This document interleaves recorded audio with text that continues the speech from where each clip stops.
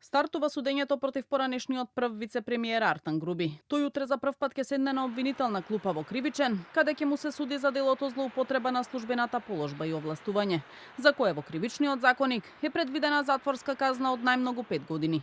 Груби, додека траеше истрагата, првично беше обвинет за потешко кривично дело, проневера во службата, за кое е запретена затворска казна и до 20 години, но подоцна истото беше преквалификувано во злоупотреба на службената положба. Тој и уште 7 лица се товарат за злоупотреби во државна лотарија. Обвинителниот предлог беше поднесен пред 10 дена на 13 август, а Груби, кој е второ обвинет во предметот, во моментот се наоѓа во куќен притвор. Прво обвинет е Прапарим Бајрами, председател на управниот одбор и генерален директор на државна лотарија. Тој натаму е во бегство и е недостапен за органите на прогонот.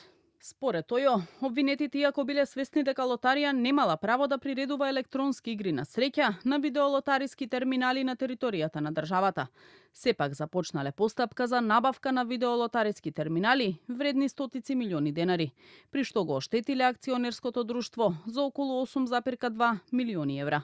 Груби, како што е наведено во обвинението на владина седница одржана на 6 јуни 2023, постапил спротивно на деловникот за работа на владата и го заобиколил пропишаниот начин на одлучување. Вториот обвинет, кој имал реално влијание во раководењето со АД Државна лотарија, во својство на одговорно лице председавал со седница на влада на Република Македонија, во својство на собрание на Државната лотарија и предложил вака дополнитата точка на дневен ред да се усвои, иако бил свесен дека одлуката не е во надлежност на владата како собрание на акционерското друштво.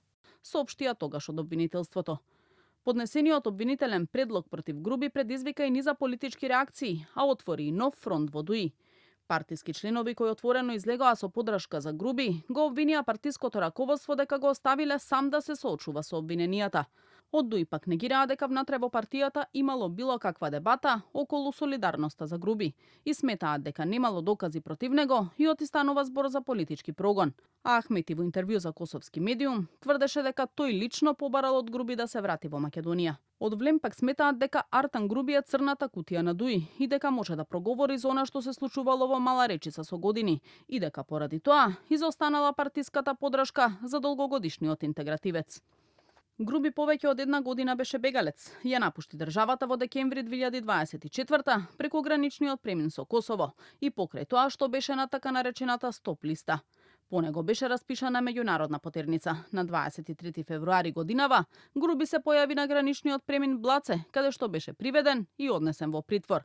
Сепак тој во затворот во шутка се задржа само неколку часа, бидејќи мерката по неговиот распит во обвинителството му беше заменета со куќен притвор со 24-часовен полициски надзор, врз основа на проценка од МВР и АНБ дека не можела да му се гарантира безбедноста во затвор. Заедно со него утре на обвинителна клупа ќе седнат и уште 6 лица, и тие се сомничат за злоупотреба на службената положба.